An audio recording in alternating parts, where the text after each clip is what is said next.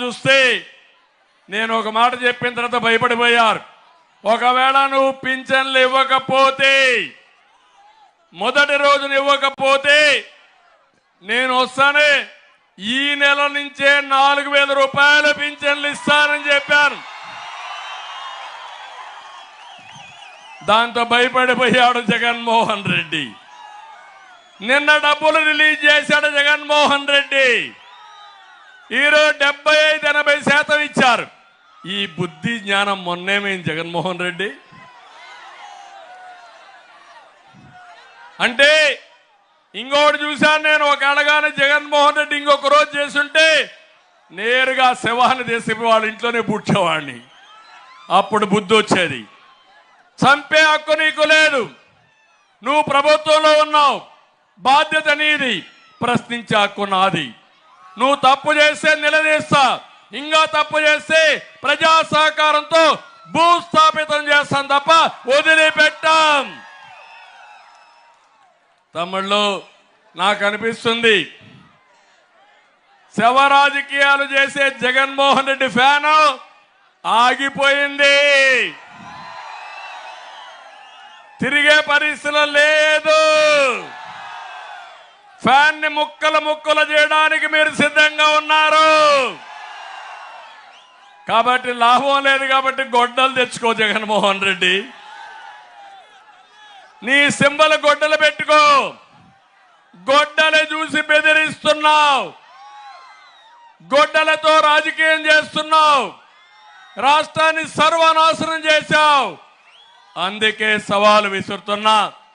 నీకు చేతనైతే ఆ గొడ్డలు పెట్టుకోగాని ఈ రాష్ట్రాన్ని శ్మశానం చేయొద్దు, వల్లకాడు చేయొద్దని మరొక్కసారి ఈ ముఖ్యమంత్రికి హెచ్చరిస్తున్నా. నేను అడుగుతున్నా ఇక్కడ మిమ్మల్ని అందరినీ, ఏ ఒక్క వర్గమైనా బాగున్నారా తమ్ముళ్ళు? ఎవరైనా ఆనందంగా ఉన్నారా అని మిమ్మల్ని అడుగుతున్నా. రైతులు మీరు ఆనందంగా ఉన్నారా? రైతు కూలీలు మీరు ఆనందంగా ఉన్నారా? ఆడబిడ్డలు ధరలు పెరిగి మీరు ఆనందంగా ఉన్నారా? ఎస్సీలు మీరు ఆనందంగా ఉన్నారా? బీసీలు మీరు ఆనందంగా ఉన్నారా? ఎవ్వరూ ఆనందంగా లేరు. ఒక్క ఎగ్జాంపుల్ చెప్తున్నా, అన్ని చెప్పలేం కాబట్టి కొన్ని చెప్తున్నా. కొవ్వూరు ఇది రిజర్వ్డ్ కాన్స్టిట్యున్సీ, ఎస్సీ కాన్స్టిట్యున్సీ. ఇక్కడ వెంకటేశ్వరరావు సౌమ్యుడు, లాయరు, ప్రజాసేవ చేయడంలో దిట్ట, మీకెప్పుడూ అందుబాటులో ఉంటాడు. అలాంటి వ్యక్తిని ఇక్కడ పెట్టాం.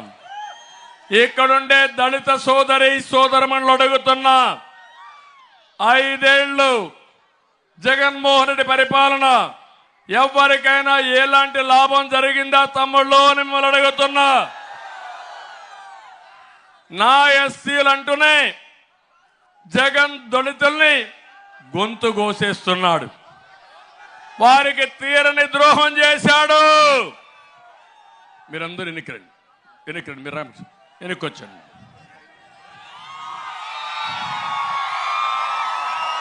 కొంచెం దిగండి రామకృష్ణ, కొంచెం దిగండి.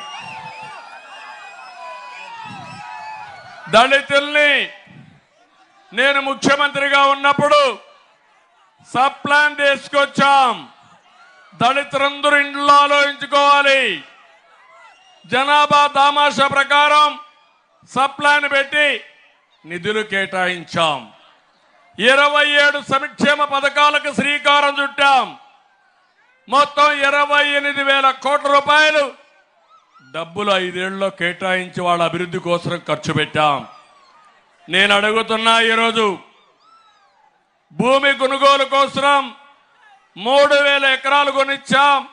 ఈరోజు ఎవరికైనా 1 ఎకరా భూమి కొనుగోలు చేశారా అని మిమ్మల్ని అడుగుతున్నా. బెస్ట్ అవైలబుల్ స్కూల్స్ లో దళితులకు సీట్లు ఇచ్చారా అని మిమ్మల్ని అడుగుతున్నా. కులాంతర వివాహాలు చేసుకుంటే ఆర్థిక ప్రోత్సాహాలు ఇచ్చాం. ఈరోజు ఉన్నాయా అని మిమ్మల్ని అడుగుతున్నా. దళిత పారిశ్రామిక రాయితీలు రద్దు చేశాడు. మెడికల్ సీట్లలో బీసీ కేటగిరీ సీట్లు రిజర్వేషన్లు రద్దు చేశాడు. బ్యాక్లాగ్ పోస్టులన్నీ రద్దు చేశాడు. విద్యార్థులకి ఫీజు రియంబర్స్మెంట్ రద్దు చేశాడు. కేంద్ర సబ్సిడీలన్నీ రద్దు అయిపోయినాయి. కేంద్రం జాతీయ స్థాయిలో ఫైనాన్స్ కార్పొరేషన్ ద్వారా డబ్బులు ఇస్తే డబ్బులు లేకుండా దళితులకు మోసం చేశాడు, అన్యాయం చేశాడు. ఇంకో పక్క అంబేద్కర్ స్టడీ సర్కిల్ పోయింది. నేను ఆ రోజు ఇన్నోవా కార్లు ఇచ్చాను. ఇప్పుడు వచ్చాయా తమ్ముళ్ళని మిమ్మల్ని అడుగుతున్నా. ఎస్సీల్లో కారు డ్రైవర్ కాకుండా కారు ఓనర్ చేయాలని ఎన్నో కార్లు ఇచ్చిన ఘనత తెలుగుదేశం పార్టీది. ఇతని అహంకారం ఎంతవరకు పోయిందంటే మా పెద్ద ఆయన పాపం తమ్ముడు భుజాల పైన ఎక్కి సంఘీభావాన్ని తెలియజేస్తున్నాడు. గట్టిగా చప్పట్లు కొట్టి ఆయన ఉత్సాహం చూస్తా ఉంటే నవ యువకుడు అయిపోయాడు. ఇప్పుడు తెలుగుదేశం పార్టీ మన కూటమిని గెలిపించడానికి ఎంత అహంకారో ఈ జగన్మోహన్ రెడ్డి.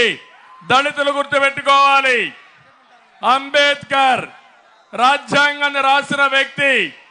అలాంటి వ్యక్తి పేరుతో నేను విదేశీ విధానం పెడితే, విద్యా విధానం పెడితే దాన్ని రద్దు చేసి ఈయన పేరు పెట్టుకొని ₹1 ఇవ్వని దళిత ద్రోహి ఈ జగన్మోహన్ రెడ్డి అని చెప్పి నేను మీకు తెలియజేస్తున్నా. ఇంతేకాదు, ఈరోజు నేను అడుగుతున్నా, ఎవరైనా దళితులు ప్రశ్నించే పరిస్థితిలో మీరున్నారా? మాట్లాడే పరిస్థితిలో మీరున్నారా అని మిమ్మల్ని అడుగుతున్నా. ప్రశ్నించకూడదు, నిలబడకూడదు, నోరెత్తకూడదు. ఎత్తే కేసులు పెట్టి జైల్లో పెట్టి వాళ్ళని హతం చేసే పరిస్థితికి వచ్చాడు. ఎవరైనా స్వరం విప్పితే వాళ్ళ గొంతు నొక్కేశాడు, లేకుంటే చంపేసే పరిస్థితికి వచ్చాడు. 6,000 మంది పైన తప్పుడు కేసులు పెట్టాడు. 188 మంది దళితులు చంపేశాడు. ఇక్కడే తమ్ముళ్ళు ఈస్ట్ గోదావరిలో డ్రైవర్ సుబ్రహ్మణ్యాన్ని వీళ్ళ ఎమ్మెల్సీ అనంతబాబు చంపేసి డోర్ డెలివరీ చేశారంటే మీరు ఆమోదిస్తారా అని మిమ్మల్ని అడుగుతున్నా. దళితులు ఒప్పుకుంటారా అని మిమ్మల్ని అడుగుతున్నా. అందుకే మీలో తిరుగుబాటు వచ్చింది. నిన్న అనంతబాబు రంపచోడవరం నియోజకవర్గంలో అంబేద్కర్ గారి దండేసి ఊర్లో వాళ్ళతో తిరుగుబాటు చేసి తరుముకున్నారు. అన్ని గ్రామాల్లో ఇదే జరగాలి. దళితులు సిద్ధంగా ఉన్నారా అని మిమ్మల్ని అడుగుతున్నా. మళ్ళీ హామీ ఇస్తున్నా, నేను వస్తానే సప్లాన్ పెడతా, 27 పథకాలు రివైవ్ చేస్తా, బెస్ట్ అవైలబుల్ స్కూల్స్ పెడతా, బ్యాక్లాగ్ పోస్టులు ఇస్తా. మిమ్మల్ని పూర్తిగా ఆదుకునే బాధ్యత తెలుగుదేశం పార్టీ మిత్రపక్షాలదని మరొకసారి దళిత సోదరి సోదరులందరికీ విజ్ఞప్తి చేస్తున్నా. 13 పోలింగ్కి పోయినప్పుడు ప్రతి ఒక్క దళితుడి యొక్క ఆత్మ పరిశీలన చేసుకోవాలి. ఈ ముఖ్యమంత్రి అంటున్నాడు మిమ్మల్ని ఆలోచించమంటున్నాడు.